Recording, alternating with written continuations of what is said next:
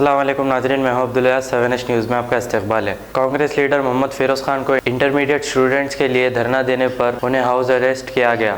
नाज़रीन, सच्चाई की आवाज़ को दबाया जा रहा है। आइए देखते हैं ये रिपोर्ट।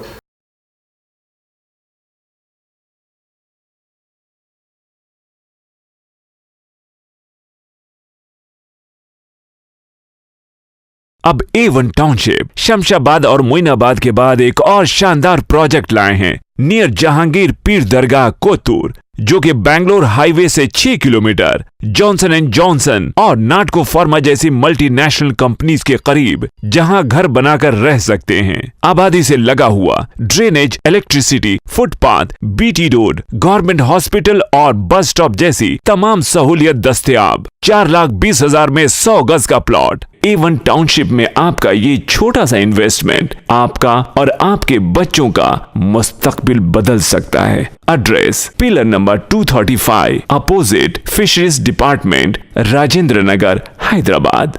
9666178623। अब करेंगे आपको अपडेट, तो लाइक कीजिए, शेयर कीजिए, चर्चा करना ना भूले।